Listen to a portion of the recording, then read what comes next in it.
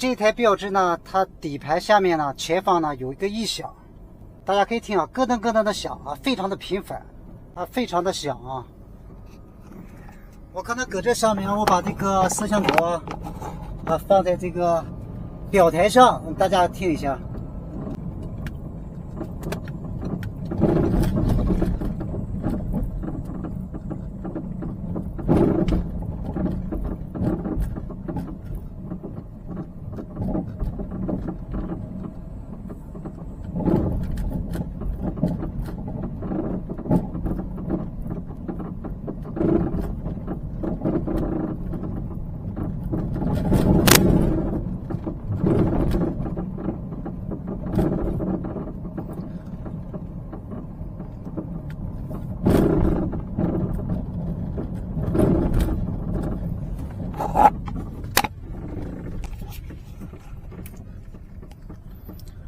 大家可能听见这个声音了啊，正常的这个问题呢，应该不是大问题啊，但是这个问题呢，也不是说太好找。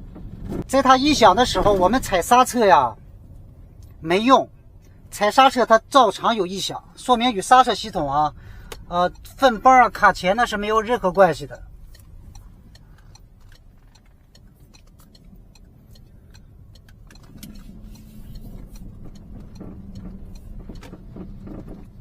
这种异响应该和悬架有关系。通常呢，像这种异响呢，我能听得出来，它不会是大问题啊，没有那么严重啊，就是其中一个部件出现了问题，但是还不是主要的部件。我们回去想一个办法找到它，找到这个异响。这个异响呢，走平道它都响，因为我们这个道路不是绝对的平啊。哪怕有一点一点小坑洼不平呢，这个异响呢就会出现。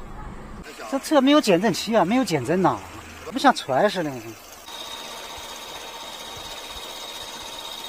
减震不好使，你看这哪有减震器，一点阻尼没有。哪个车你能这么摁？你那不是啊？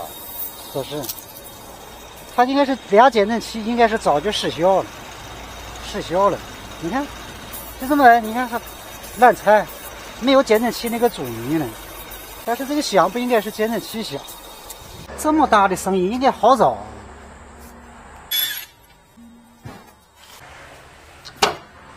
下支臂完了，下支臂完了，应该是下支臂。哎，就得换一个是换一个。换一个这是哪个坏了换哪个？我先确定一下啊，我搞这个。我找块胶皮啊，垫上，我再上我试一下车，确定它是肯定完了，但我再确定到底是不是它响的有没有这么严重。珍珠泡。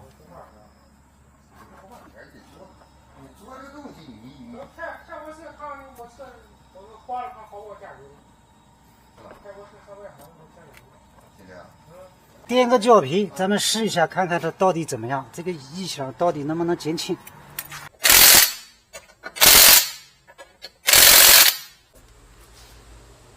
我们垫了一块橡胶，看看它这个声音能不能减小。如果说一点不响，那是不可能的，因为垫胶皮呢，它也照常响，只不过是声音呢会有所变化。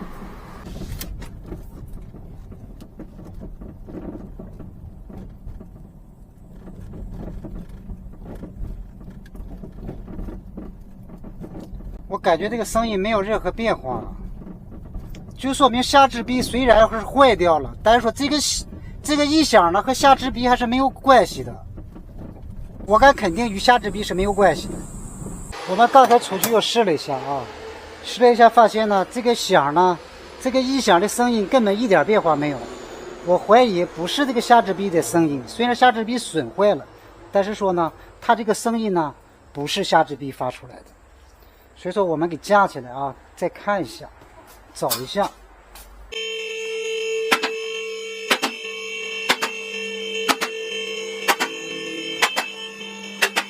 大家看啊，我刚才垫上这个胶皮呢，已经掉了没了，已经丢失了。这个套又出来了，但是这又给我找蒙圈了，因为如果这这个胶皮如果是在上的话，我还敢保证绝对不是他响。但是说这个胶皮又没了，我又不敢肯定了，尽量检查一下。我们把这小拉杆拆下，看这小拉杆有没有问题。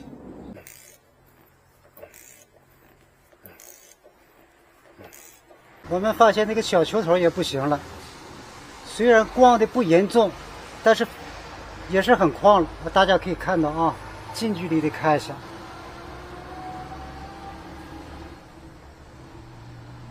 明显可以看到矿洞，有的矿洞也不行。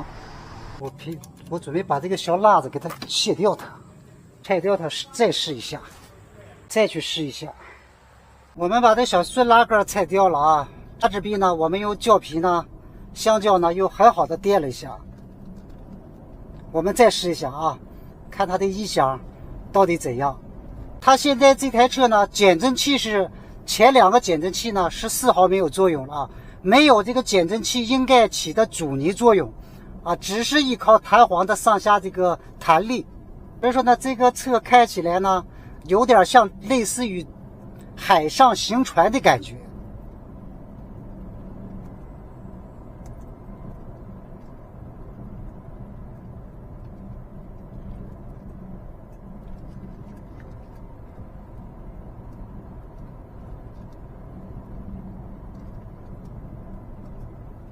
这个异响应该是没了，我们就可以肯定啊，现在这个异响没了。左侧呢有一点点异响，但是没事啊，可以继续用啊。就是哪个坏的严重，我们更换哪个。就是刚才响的啊，就异响非常的严重啊。